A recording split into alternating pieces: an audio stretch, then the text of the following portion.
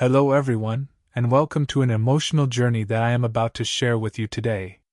Imagine yourself standing on the cold sands of St. Clair, a small town nestled between the towering cliffs of northern France, where the Atlantic Ocean roars relentlessly. This is not just a story about the sea, about the fierce waves or the sudden storms that strike without warning. This is a story about a miraculous bond between humans and animals, a friendship that transcends the boundaries of life and death. In an old stone house on the edge of town, Jacques, a widowed fisherman with a weathered face shaped by the sea breeze, lives quietly with his only companion, Tempete, or Storm, the dog he found on a freezing winter day. Storm is not a beautiful or expensive breed, but to Jacques, he is the whole world. They face peaceful days together, until one fateful night when a terrifying storm arrives, pulling them both into a life-or-death struggle against the monstrous waves. What can a small dog do in the face of nature's raw power? And how will Jacques survive when all hope seems lost? Join me as we step into the first chapter of this story, where it all begins under the orange-hued sunset on the beaches of Normandy. Don't forget to leave your thoughts in the comments and hit the subscribe button so you won't miss the upcoming chapters. Chapter 1: Life by the Sea. In the small town of St. Clair, nestled between the towering cliffs of Normandy in northern France, Jacques lived a quiet yet never lonely life. His stone house sat at the edge of town, where a grass-covered path led down to the vast stretch of sandy shore. The moss-covered stone walls had stood firm for centuries, and the red-tiled roof had faded under the relentless Atlantic winds. Inside, the house was simple, with a single main room, an old fireplace with a few dry logs, a small wooden table covered in scratches from years of mending fishing nets, and a low bed draped in thick wool blankets to ward off the bone-chilling winter cold. Jacques, a nearly 60-year-old widowed fisherman with silver hair and a face deeply lined by the sun and sea breeze, had grown accustomed to this solitude. But he was not alone. He had Tempete, or Storm, the dog he had found on the beach 3 years ago. It had been a freezing winter evening when Jacques discovered him. The sun had just set behind the cliffs, leaving a faint orange streak in the overcast sky. The Atlantic wind howled through the crevices of the rocks, carrying a bitter cold that cut through even the thickest coat. Jacques was walking along the shore, returning from an unsuccessful day of fishing, his hands numb inside the worn woolen sleeves of his coat. As he neared a patch of grass by the large boulders, he heard a faint whimper, so soft it could have been the wind trapped between the stones. Curious, he approached and found a tiny puppy, its fur wet and matted, eyes shut tight from hunger and cold. It trembled, so small that it fit into the palm of his hand. "Poor thing," he murmured, scooping it up and tucking it inside his coat for warmth. He named it Tempete, Storm, in French, as a reminder of that fateful day when he found a friend amid the bitter Normandy winter.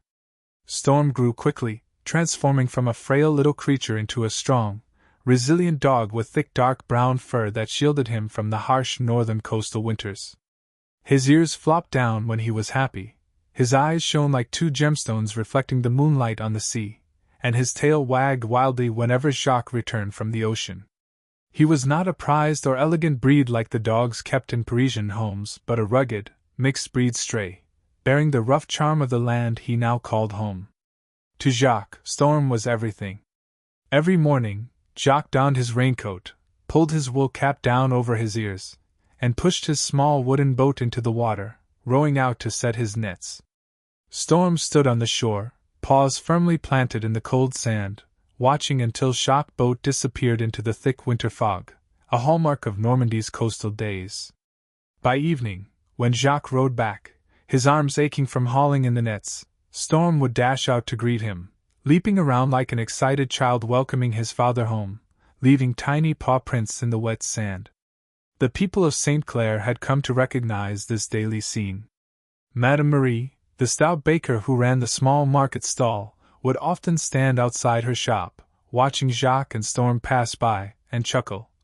"Jacques has no children, but with Tempete, it's as if he has a youngest son." Pierre, the 12-year-old boy next door, loved running over in the afternoons to play with Storm, bringing leftover bread his mother allowed him to share, using it to coax the dog into jumping for treats. Old Lyon, The town's elder with silver hair and a hunched posture often sat on the wooden bench near the harbor, observing Storm and telling the young fisherman, "That dog is more loyal than some of you are to your boats." Life in St. Clair moved at a steady rhythm, a harmony of crashing waves and howling winds, like an unchanging song of the sea. But that day, everything began to change. That evening, as Jacques sat on his porch mending a torn fishing net from the previous trip, the sun dipped below the horizon earlier than usual, casting a brief but brilliant orange glow over the sea. Dark, dense clouds gathered at the edge of the Atlantic, bringing the damp scent of rain and the rising howl of the wind. He stood up, glanced at the sky, and ran a hand over Storm's head as the dog lay beside him. "Looks like heavy rain tonight, but it'll be fine," he said, his voice calm, as if reassuring himself. After nearly 40 years at sea, he had faced many storms, and to him, this was just another ordinary winter night. But Storm disagreed. He sprang to his feet, barking incessantly, scraping his paws against the stone porch, his eyes filled with unease. His sharp barks cut through the quiet evening, like a warning Jacques couldn't understand. Pierre ran past, his red beret askew from the gusty wind, shouting, "Uncle Jacques, don't go out to sea tomorrow. Old Lyon says a big storm is coming." Jacques waved him off with a chuckle. "I'll just go out for a short while, catch some fish before the real storm arrives." He didn't want to rest, didn't want to leave his nets empty during the harsh winter season when codfish were the town's lifeline. He stepped inside, grabbed his old Navy raincoat, checked the ropes on his boat, and secured the anchor, preparing for the next morning's trip. But Storm continued barking, circling him anxiously, even biting at his pant leg as if trying to hold him back. "Enough, Tempete, stay here and be good," Jacques scolded gently, though a flicker of unease stirred within him. Finally, he patted the dog's head, stepped inside, and shut the door, leaving Storm on the porch, staring out at the sea with eyes filled with foreboding. Chapter 2: Signs of the Storm. The next morning, the air in St. Clair felt heavier than usual. A dense fog shrouded the town, obscuring the towering cliffs and even the old lighthouse on the hill. The beacon fishermen relied on each night to guide them home. The Atlantic wind blew fiercely, carrying fine droplets of moisture that dampened everything, from the red-tiled rooftops of stone houses to the sand on the beach. The small pine trees scattered near the harbor swayed violently, dry leaves swirling along the path leading into town. The townspeople were growing anxious, their usual cheerful market chatter replaced with hushed, uneasy murmurs. Lyon, clad in a worn yellow raincoat and heavy rubber boots, knocked on doors with his wooden cane. "Get ready, everyone, a big storm is coming," he called out, his raspy voice cutting through the wind.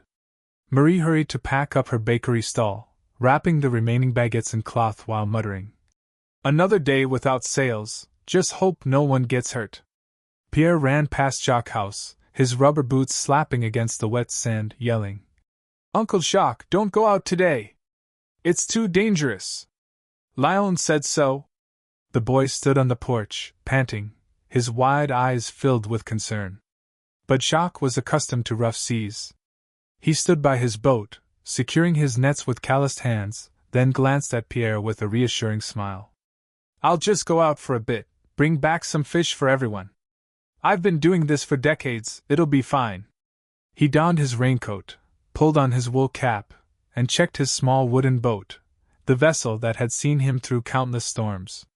Tempete followed, barking incessantly, circling him as if trying to block his path. It clawed at the sand, grabbed his pant leg in its teeth, barking with a desperate urgency.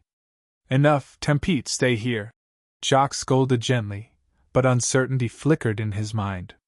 He glanced at the sea, where waves were already rising higher than usual, crashing white against the cliffs. But he reassured himself. Just a short trip, back before the storm truly arrives. He pushed his boat into the water, stepped in, and rowed out. Tempete stood frozen on the shore, paws planted firmly in the cold sand, watching until his boat disappeared into the mist. Chapter 3: Battle with the Furious Waves. Beneath the freezing waters of the Atlantic, Jacques struggled to stay afloat. His small wooden boat had shattered into pieces, leaving only a few planks drifting around him, barely visible among the towering waves. He clung tightly to a long piece of wood, his numb fingers gripping its rough surface, gasping for air as relentless waves crashed against his face. The salty water burned his throat, his eyes stung so badly that he could barely keep them open. The wind howled around him, carrying mist and seawater, obscuring the shore and any sign of St. Clair. His strength was fading, his fingers slipping from the wood. This might be the end, he thought, his inner voice barely a whisper against the storm. He closed his eyes, letting his body sink, his mind drifting into the cold abyss. Suddenly, amidst the roaring wind and crashing waves, he heard a familiar sound, a weak but determined bark piercing through the thick fog. He opened his eyes, struggling to lift his head above the water, and couldn't believe what he saw. Tempete was swimming toward him, its small legs paddling fiercely, its soaked brown fur clinging to its tiny body. "Tempete! What are you doing here?" he shouted, his voice hoarse, filled with both relief and fear. The joy of seeing his little companion was quickly replaced by worry. Tempete was too small for this storm, the freezing water and violent waves could swallow it at any moment. He reached forward yelling, "Go back, Tempete! It's too dangerous!" But his words were lost to the wind, and the dog did not turn back. Tempete reached him, its bright eyes unwavering in the darkness, biting onto his sleeve with firm jaws. It barked again and again, its cries cutting through the storm like a desperate plea. "Don't give up!" Jacques gathered his remaining strength, gripping onto Tempete's back, feeling the small yet sturdy body beneath the drenched fur. That little dog, with an almost miraculous strength, kept him afloat, paddling against the powerful current. He held on tightly, tears blending with the seawater as he whispered, "You're crazy, Tempete, but thank you." Together, they fought against the waves, inch by inch, struggling toward survival. But the storm was relentless. A massive wave, towering like a wall of white foam, crashed down upon them, dragging them deep into the abyss. Jacques lost sight of Tempete in the darkness, his hands slipping from its back, and only the freezing emptiness surrounded him. He thrashed, kicking desperately to resurface, but the currents pulled him further down. He screamed into the void, "Tempete! Tempete!" But only the deafening silence of the ocean answered, and darkness began to consume his consciousness. Below the waves, Tempete was also fighting. It had been swept away, its tiny body spinning helplessly in the swirling current, but its eyes still burned with determination. It caught hold of a rope from the wreckage, clenched it in its teeth, and swam against the tide, searching for Jacques. The icy water slowed its limbs, exhaustion creeping in, but it refused to stop. When it finally spotted him, it lunged forward, pushing the rope into his grasp, pulling with all its might to drag him back to the surface. Jacques clutched the rope, feeling the pull from Tempete, and together they swam upward. They broke through the surface, gasping for air amidst violent coughing fits. Jacques clung to the dog, tears streaming down his face. "You're incredible, Tempete. Absolutely incredible." But their ordeal was not over. A large wooden plank from the wreckage drifted nearby. Jacques grabbed it, pulling Tempete onto it, holding the dog close so neither would be swept away again. The wind still howled, the waves still raged, but fear no longer consumed him. He looked into Tempete's eyes and whispered, "As long as you're here, I won't give up." Tempete let out a faint bark, pressing against him as if to give them both strength. Chapter 4: The town's light piercing the darkness. On shore, the people of St. Clair did not stand idly by. Léon stood on the wet sand, his yellow raincoat soaked through, shouting orders to the gathered townsfolk. "Prepare the rescue boat! Jacques is still out there!" The wind tore at his voice, making it barely audible, but his eyes burned with the determination of an old fisherman who had spent his life at sea. Louis, the tall blacksmith with arms like steel, and Hugo, a young fisherman with wild black hair, rushed forward, dragging the small rescue boat toward the water. They tied ropes securely to the boat, double-checking every knot to prevent it from capsizing. On the cliffs near the harbor, Marie stood with an old oil lantern in her trembling hands, its weak yellow glow flickering against the thick fog. Her hands were numb from the cold, her gray woolen sweater soaked through, but she didn't move. She whispered under her breath, "Jacques, you have to come home." Pierre ran along the shoreline, his rubber boots splashing against the wet sand, shouting, "Tempete! Uncle Jacques! Come back!" Tears streamed down his cheeks, mixing with the rain, but he never stopped calling. Far out at sea, among the white-capped waves, Tempete barked continuously, faint but unyielding, like a beacon guiding the way home. Jacques, though exhausted, forced himself to raise a hand when he spotted the faint glow of the lighthouse through the mist. "Over there!" Marie gasped, pointing toward the ocean. Léon raised his old binoculars, scanning the waves, then yelled, "I see them! It's Jacques and Tempete!" Louis and Hugo rowed out, pushing against the raging tide, tossing a rope toward Jacques. He tied it around himself and clung tightly to Tempete as the townspeople pulled them to safety. As soon as they reached the shore, Jacques collapsed onto the wet sand, his legs too weak to stand. Tempete lay beside him, drenched, panting heavily but wagging its tail weakly. The townsfolk surrounded them, a mixture of relief and tears filling the air. Léon patted Jacques back, chuckling. "If it weren't for Tempete, you'd be a goner!" Marie wiped her eyes, laughing through her tears. "That dog isn't just a pet, it's family!" Pierre hugged Tempete, sobbing uncontrollably. "You're amazing, Tempete!" Chapter 5. After the storm, the eternal bond. The storm had finally left St. Clair, leaving the small coastal town of Normandy in a scene both devastated and strangely beautiful. The ancient stone houses lining the path to the beach now looked like defeated warriors, windows shattered, tattered curtains flapping wildly in the wind, red roof tiles scattered across the damp ground. Fishermen's small boats lay in disarray on the sand, some broken into wooden fragments drifting among seaweed and shells. On the towering cliffs surrounding the town, wild grass and shrubs had been uprooted by the wind, exposing the cold, grayish-brown soil beneath.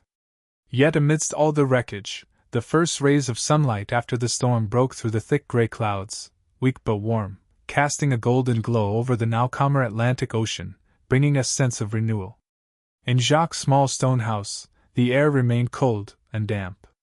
The moss-covered stone walls bore new cracks from the previous night's storm. Jacques awoke on his low wooden bed, thick woolen blankets wrapped tightly around him. His entire body ached, his numbed hands gripping the bed's edge as he tried to sit up. He reached out for Tempete. The dog lay curled up beside him, its dark brown fur still damp with sand, its ears drooping, but its eyes shone brightly as it gazed at him. Jacques smiled and whispered, "As long as you're alive, I can rest easy, Tempete." The dog wagged its tail and licked his hand. The door swung open, and Marie stepped inside, carrying a bowl of hot fish soup and a fresh baguette. Pierre ran in behind her, throwing his arms around Tempete. "You're my hero!" he cried. Jacques thanked them as Marie recounted how the townspeople had fought to save him. He looked down at Tempete and said, "You're my hero too." News of his survival spread quickly, and people from neighboring towns came bearing gifts. Léon stopped by with a bottle of Calvados, advising him to rest. As the town slowly recovered, Jacques and Tempete spent their evenings sitting on the beach, watching the sunset. One evening, Pierre brought a seashell necklace for Tempete, and Jacques whispered, "You've brought this town closer together, my friend." Chapter 6. New Tracks in the Sand. After the terrifying storm, St. Clair gradually returned to its normal rhythm, though it would never be quite the same. The ancient stone houses were patched up with new wooden panels, and the scent of pine resin from the nearby forest mixed with the salty sea air. The long beach, once covered in boat wreckage and seaweed, had been cleared by the townspeople, leaving only the gentle waves lapping at the shore each morning. The lighthouse on the hill, though it had withstood the storm, bore fresh scars on its white paint, silent testimony to that dreadful night. But the greatest change was not in the landscape. It was in how the townspeople now saw Jacques and Tempete. No longer just an old fisherman and his loyal dog, they had become symbols of survival and unity. One early morning, as mist still clung to the towering cliffs, Jacques awoke in his stone house. Pale sunlight streamed through the newly repaired window, illuminating his weathered face, the deep wrinkles etched by years at sea. He sat up, his calloused hands reaching for the edge of the bed, instinctively searching for Tempete. The dog was there, curled up on the old woolen rug Marie had brought after the storm, its dark brown fur now dry and sleek, thanks to Pierre's daily care. Tempete lifted its head, its bright eyes fixed on him, its tail wagging softly in greeting. "You're looking better, Tempete," Jacques murmured, his voice rough with age and the lingering taste of salt from the stormy night. He stood up, leaning on the walking stick Pierre had carved from a driftwood branch, and stepped onto the porch.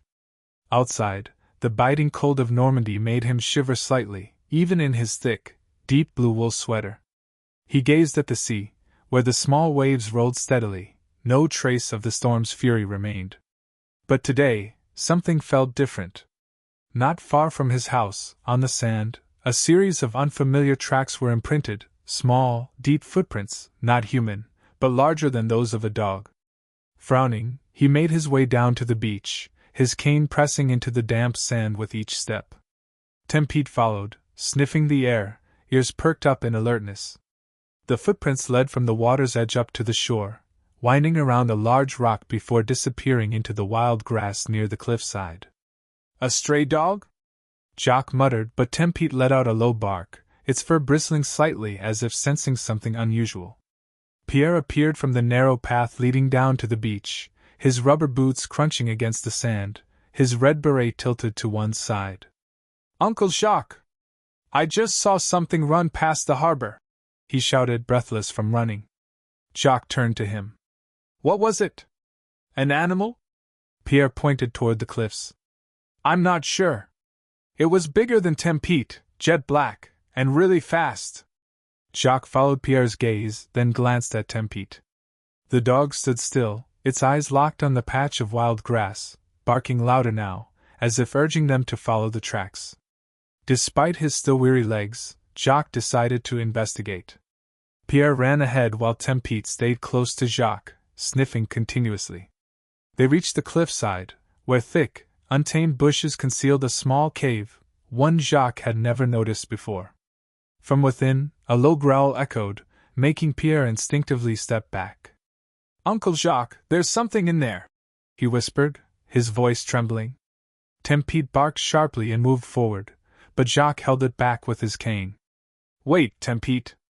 Let me see," he said in a low, steady voice. He stepped closer, squinting into the darkness of the cave. Two glowing yellow eyes stared back at him, accompanied by heavy, labored breathing. This was no stray dog. It was a large black fox, its sleek fur glistening in the dim light, its left paw injured, dried blood clinging to the wound. Jacques sighed. "Poor thing.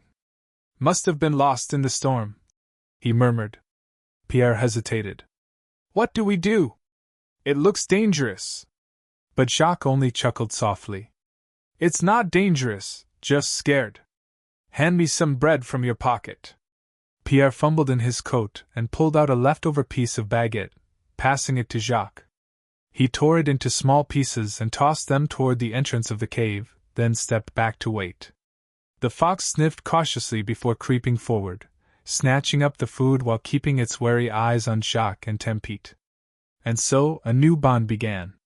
With the help of Pierre and Tempete, Jacques tended to the fox's injuries and slowly earned its trust. He named it Noir Black, after its striking dark fur. At first, the townspeople were skeptical, but as days passed, they grew curious, then accepting. Marie, Louis, and even Hugo, the young fisherman, began to see Noir as another survivor of the storm. St. Clair had changed forever, not just in its buildings, but in its heart. Chapter 7: The Secret Beneath the Cliffs. Time passed, and St. Clair not only recovered from the storm but also became livelier thanks to the story of Noir. The black fox gradually grew accustomed to Jacques, Pierre, and Tempete, though it still kept its distance from the other townspeople. Every morning, Jacques would bring some dried fish or leftover bread, placing it near Noir's den before watching from afar as the fox ate. Pierre liked to sit beside him, weaving imaginative tales about Noir, how it was a night fox from the deep forests, lost here in search of treasure. Tempete, who had initially growled at Noir, had now grown used to it, and even sometimes lay near the den to stand guard while the fox slept. But one day, everything changed. One afternoon, as Jacques and Pierre sat on the beach watching Noir wander near the water's edge, Tempete suddenly stood up, barking loudly, and dashed toward the cliffs. Jacques frowned. "What is it now, Tempete?" He got to his feet with the help of his cane, following Pierre as they went after the dog. Tempete had stopped before a large rock, scratching furiously at the ground, barking incessantly. Pierre knelt down, brushing away the sand, then exclaimed, "Uncle Jacques, there's something under here!" Looking closely, Jacques saw a small crack revealed beneath the rock, just wide enough for a person to squeeze through. From within, a cold draft blew out, carrying the scent of damp earth and the faint sound of dripping water. Jacques called Hugo for help. The tall, strong young man, his hands toughened from years of hauling fishing nets, pushed the rock aside, revealing a hidden cave beneath the cliff. Léon, hearing the news, arrived with an oil lamp and rope. "Be careful, Jacques. Who knows what's inside?" he warned. But Jacques, with the curiosity of a man who had spent a lifetime at sea, decided to investigate, bringing Tempete and Pierre with him. They tied ropes around their waists, took the oil lamp, and crawled into the cave. Inside, the space opened into a large cavern, its stone walls glistening with droplets of water seeping from above. In the center of the cave lay an old wooden chest, covered in moss and dried seaweed, as if waiting in silence for centuries. Jacques opened the chest, and the glow of the oil lamp illuminated dull gold coins, a few small gemstones, and a tattered leather map. "My God, is this a real treasure?" Pierre shouted, his eyes wide with excitement. Léon squinted at the map. "This is old French script, from wartime. It could be from a shipwreck near here." The news of the treasure spread throughout St. Clair, stirring the town. But Jacques did not keep it for himself. He shared it with the people, using the gold to repair the harbor and the lighthouse, transforming St. Clair into a new destination for those who loved the sea.